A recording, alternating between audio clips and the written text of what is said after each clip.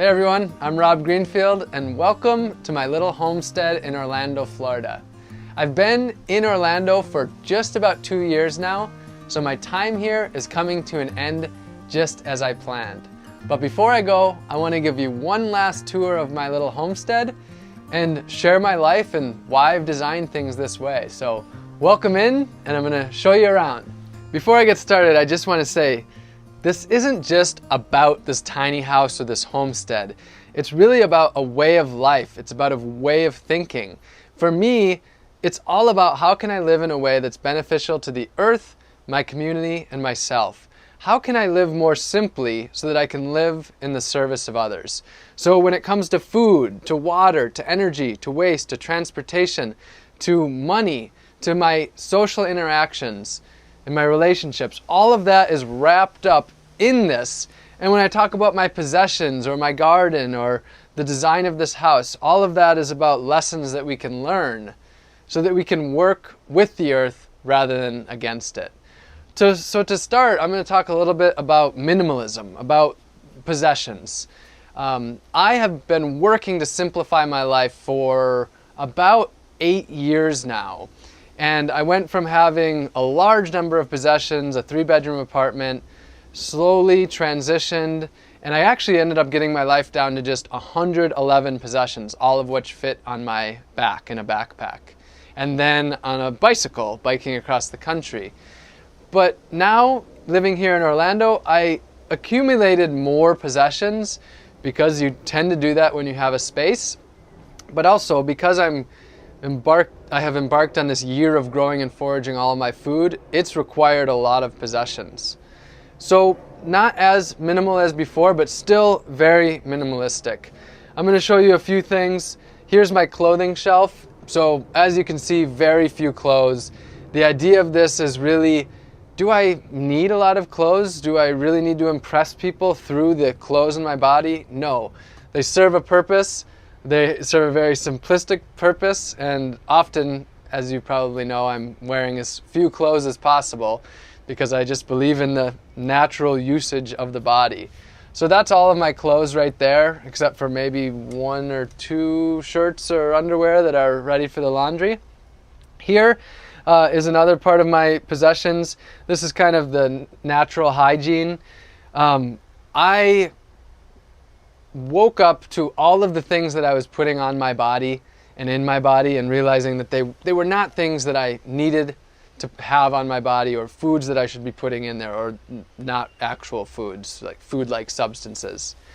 So I started to think about, the shampoo, the conditioner, the body wash, the face wash, the deodorant, and all of that. And I just realized that I didn't need most of that. The body functions without them. So you'll see there's not a lot here. I have a toothbrush and toothpaste. I use a natural toothpaste that's biodegradable. It's in a plastic container. I do minimize my plastic and I do live a pretty zero waste lifestyle, but this is actually one of my luxuries. I love my toothpaste. I use, as far as washing my clothes, I have what are called soap nuts here. So these are natural soap. It's a nut or a sperry that grows on a tree and creates a soapy substance to wash clothes with. And when you're done with them, they're biodegradable, and I can literally take this and throw it right into the yard. So a pretty zero waste way of washing clothes. I have my dental floss. This is actually made out of silk, so again, biodegradable, goes into the compost bin, no garbage is made. And then I have my essential oils. Lavender is one of my absolute most important essential oils. It really is relaxing and calming. I like to use it every night before bed and multiple times throughout the day. I have natural sunscreen, and this sunscreen is actually so nice that I want to put it on. Mostly use it for my nose, and I don't like the toxic sunscreens. And was avoiding them for a long time, but a friend of mine made this, and it's so nice that I actually enjoy putting it on. So a few other things. I live in a very noisy city with minimal insulation, open windows all the time in the Florida heat. So earplugs are key. I live right next to 2 airports. There's leaf blowers and lawn mowers, busy roads. It's been a challenge living here in the city, to be honest, and I'm ready to leave. But the earplugs have been something that's been really helpful. We have a lot of light pollution here, and it's so light that I can actually read my books. I can read the name of all of my books on the bookshelf with all of the lights off at night. It's that bright coming in here. So I also have eye mask, and then there is fingernail clippers, and then this is a manual hair cutter. So no electricity. I try to minimize my electricity usage, so it actually works just like that. I'm not going to do it right now because I don't want to cut my hair at the moment, because then I'd have to cut all my hair, but just as simple as that. I can do it on my arm. Just works just like that. So, and of course, this is also zero waste. I do not put myself in the landfill. I haven't really come up with the statistics, but if you thought of all the hair that you put in the landfill, and all of the skin cells and all of the times you blow your nose and all of that, there's probably enough cells to make up multiple of you in the landfill. To me, that just doesn't make sense. My body goes back to the earth where it came from. None of it goes to the landfill. So when I cut my hair, that hair is composted or just put into the yard. Pretty simple concept, but not one that, that is really practiced by mainstream society. I also burn sage and sweetgrass and cedar. So that's just a way to relax, to get myself centered. So very few material possessions. Under my bed here, I have some storage, and I have some possessions here as well. But overall, I have very few material possessions. And what I'm really excited about is I'm currently, getting rid of stuff as I'm, getting ready to leave Orlando. And I've seen that I haven't accumulated sentimental possessions or really material possessions over the last almost 2 years of being here. There's a lot of stuff in this house, but it's almost all jars and containers for food. It's mostly food. So there's not a whole lot here, and that's really great to see. So I've been getting rid of stuff already for the last week, and it's been really easy. I have not created a emotional attachment to things. And that's really the goal. It's just by not being attached to material possessions, it allows me to live a life that's just truly present wherever I am in the world. So this tiny house, it's just really simply a vessel that allows me to meet my basic needs. One of my basic needs is sleeping. So here's my bed. It's a futon that I bought used, and it works as a couch, and it works as a bed as well. This blanket I actually got off the side of the road. I've been using it for over the last year. The pillow from a garage sale. So, really simple, really basic stuff. The house, is built with 99% secondhand materials for under $1,500, all with friends. So pretty basic design and simplicity. So I use the word simple a lot, but it truly is simple. It's 10 by 10, so 100 square feet, and it's just really designed to meet my most basic needs. Over right here I have some more possessions, a lot of food. Today's day 334 of growing and foraging 100% of my food. That's been my immersive project. I'm not going to go too much into that in this video because there's other videos about that, but it's been a fantastic experience, and was the centerpiece of me being in Orlando. And as I just have a month left, that's me transitioning out of here. I also have a bookshelf, and these are all books mostly about growing food, foraging, sustainable living, expanding the mind, and then basic cooking, equipment. As I said, it's a lot of cooking stuff. So you might be wondering what's going to happen to this tiny house when I'm leaving. Well, I'm really excited that I'm actually going to be taking it apart with a few friends, a handful of friends, and we're moving it to a community called Sustainable Kashi, which is a little off-the-grid eco-village. And so this house will be used by dozens of volunteers for the years to come. So rather than it sitting in the backyard here where it might not get used a lot, it's going to be there, and it's going to be a part of a great purpose where people can immerse and learn about sustainable living and live in my old house. So actually, if that interests you, look up Sustainable Kashi and maybe you can do their 3-week volunteer program where you learn about organic farming, and maybe you'll get to actually live in this tiny house there.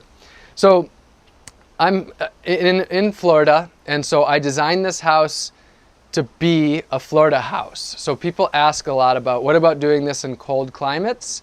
So if you're in a cold climate, there's a lot of ways to live sustainably. One could be a log cabin with a wood stove. There's straw bale houses. There is designing the house with passive solar for heating and cooling. So if you're in a colder climate, a temperate climate, you're going to do this in a different way. I can only be the example of where I am, and so that's what I've designed this for. I don't have insulation because it's not so necessary here. It would have been nice.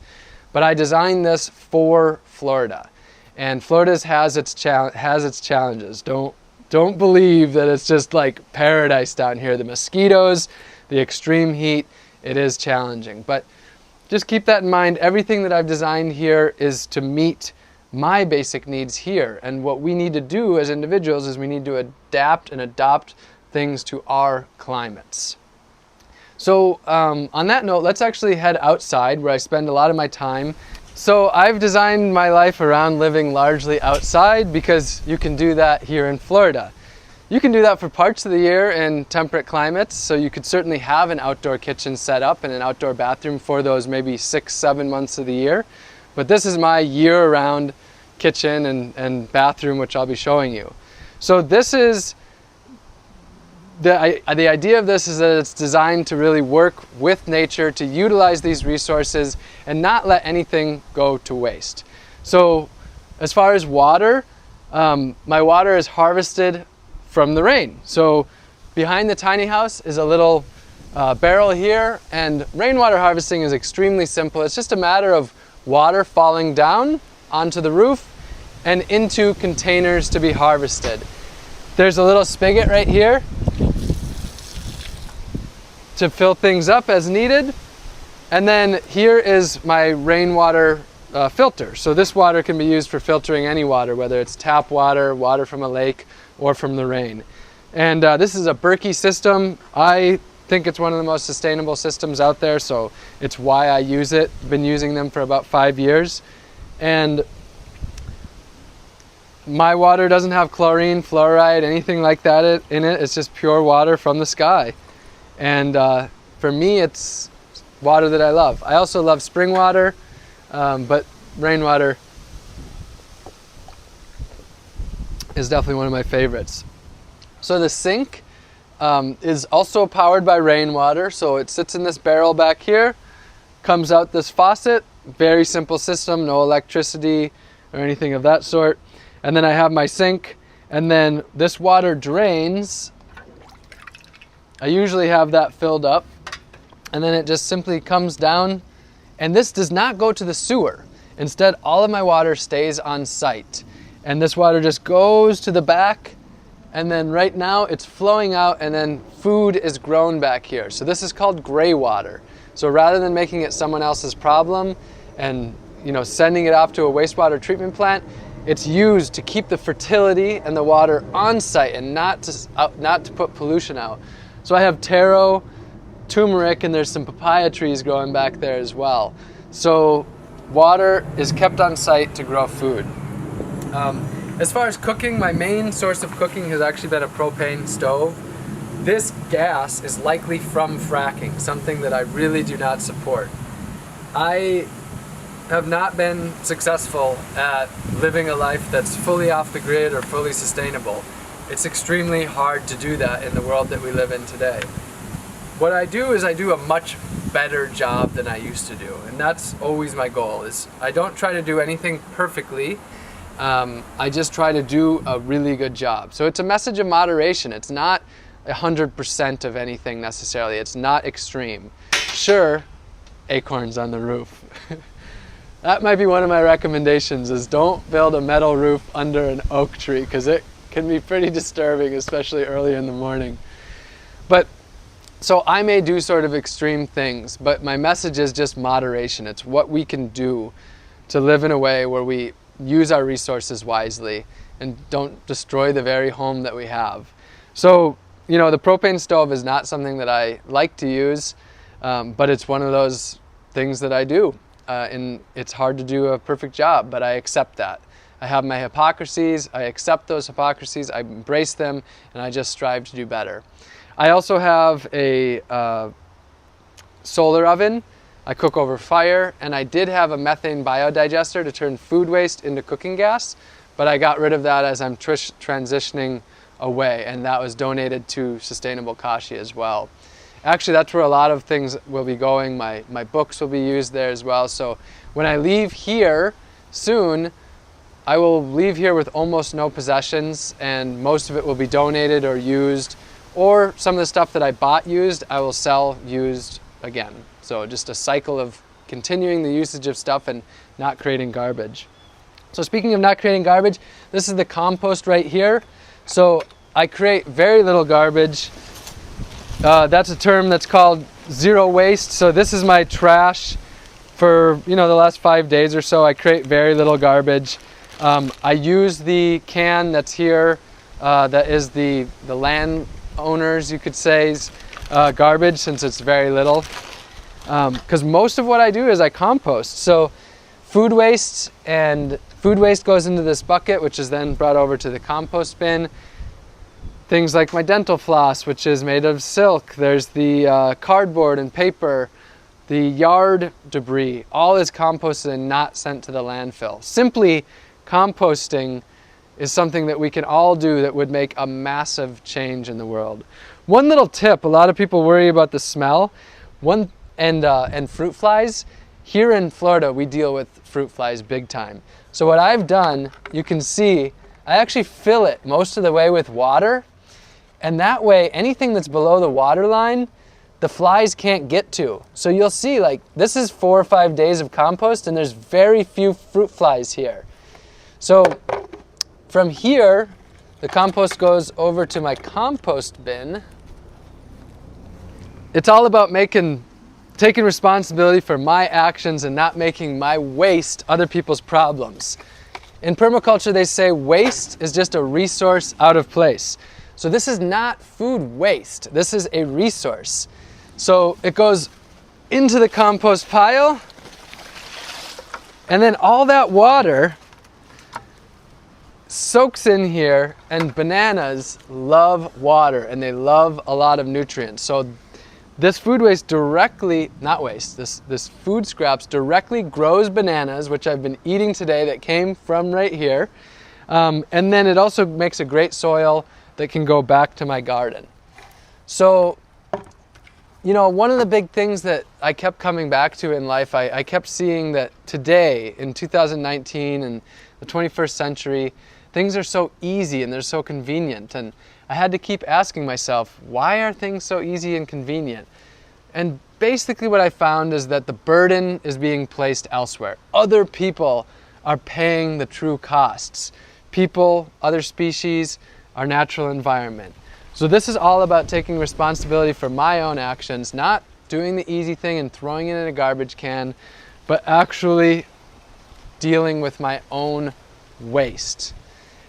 But the great thing about that is it's a task, but it actually adds fertility to my land, to my life, and makes delicious bananas.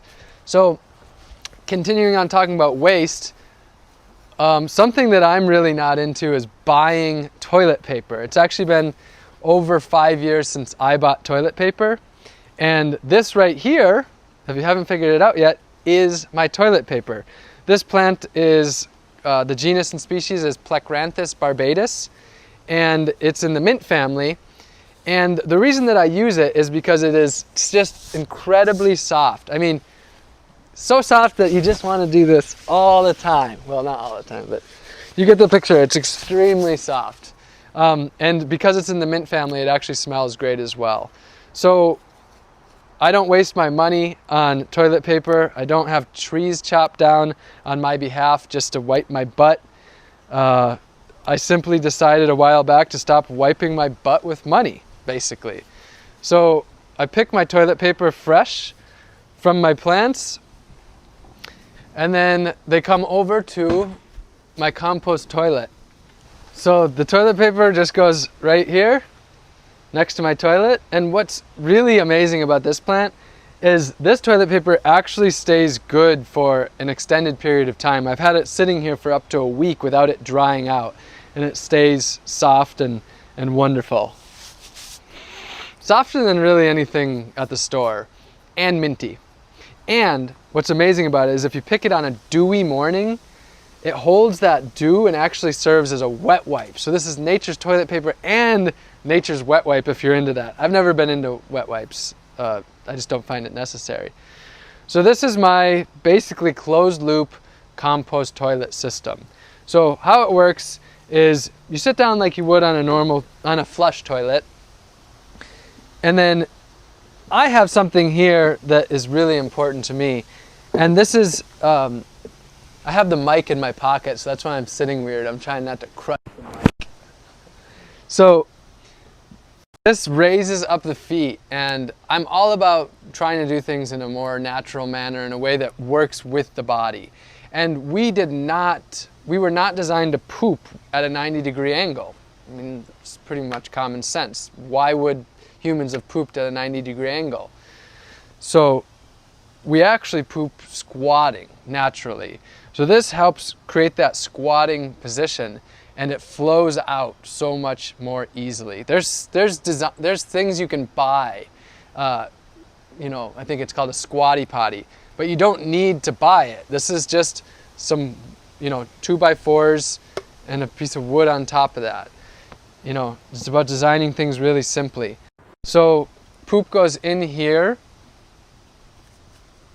Toilet paper goes in as well.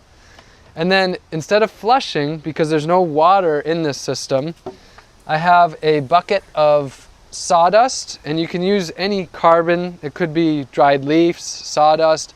In the past I used, when they ground the stumps of trees in the neighborhood, I picked that up. So the carbon source just goes onto the poop, and I'm actually going to have you look in here. You'll see this is actually full. This is full of poop and sawdust, and there's very few flies. You can't see, but there's no smell, and the system works extremely well as long as you have enough of the carbon source, which absorbs the smell and absorbs the moisture. There are systems that you can spend thousands of dollars on that work indoors. You can use these indoors as well, but there's all sorts of systems. This is just the one that I use. I keep things quite simple.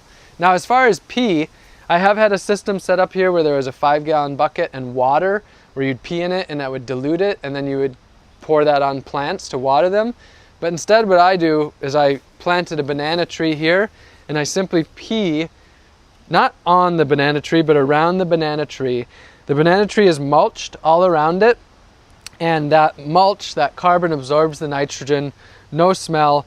Bananas love a lot of nitrogen. So this is me taking responsibility for my waste, which is not waste in permaculture. Waste is just a resource out of place. So I'm putting it in a good place, and my pee will be used to produce bananas. As far as where the poop goes, I put it into the 55-gallon blue drums, and then that is brought to Sustainable Kashi, where it's put on their fruit trees and it's used to grow food. So again, my poop is used to grow food and is not wasted. So continuing on with talking about hygiene, what about showering? I'll take you over to the rainwater shower. So this is the rainwater shower, and as I do with most things, I kept it very simple. Harvesting water off of the roof. I love this water because there's no chlorine, no fluoride, any of that stuff. It's just water from the earth, collects into this barrel, And then I fill up a 5-gallon bucket. And then I have a bowl in there, and I just use the water, and then I just pour it over my head. And that system works really great. I love being outdoors. I almost never take showers in people's houses. I feel like I'm in a cave usually. Right here, I'm out, I'm in the air. And speaking of hygiene, that's one of the biggest things, you know, talking about smell. First of all, I think a little smell is fine. It's natural, it's not a big deal. But second of all, one of the things that I think reduces smell greatly is exposing to the air. You know, feet aren't naturally smelly. It's because they're cramped up inside of shoes. And armpits are a lot less smelly when they get plenty of time outside and they aren't all the time stuck up in clothes. So just a natural mindset totally changes a lot of these things where we think we need products and such. So that's the simple shower. And of course, next to the shower is a banana plant, and this absorbs the water. This is about 5 months old, and hopefully within the next year that will be producing bananas with my rainwater, with my shower water. And then as far as transportation, I bike mostly. So I have what are called panniers, which are bike bags that go onto a rack, which allows me to run errands and do all of that stuff. So I live without currently any bills, no debt, no credit card, no bank account, no driver's license, no car, extremely simply. And there's a lot more that I want to tell you about those things, because a lot of people wonder, well, how do you manage this financially? How do you make money? Whoop. And what are you going to do when you get old? And what about health insurance? So I'm not going to go into all of that in this video, but in the next video, I'm going to go into those questions that I get asked all the time. And some of those foundational frameworks of how do I manage to live this life outside the system? Because this life is very much outside of the system. So how do I manage that? And again, all this is about living in a way that's beneficial to the earth, my community, and myself. Everything that you saw here was simply designed to streamline my needs, to make them as simple as possible, and live in a way that I can dedicate my life to the service of others, to the service of the earth, to my community and the other species that are out there. So I will cover more in the next video. This is almost goodbye to Orlando. It's been wonderful to be here. You all will continue seeing me. I don't know exactly where I'm going next. I don't know where I'll be settling down next, but you will be seeing me on here. Again, if you've gotten inspiration from this video, if you've gotten a lot of knowledge out of it, then I encourage you to subscribe if you haven't already. Make sure you share this video with friends. Hit that like button to spread this out throughout YouTube. And also leave some comments and I'll try to answer most of them. So I love you all very much. Great to see you, and see you again soon.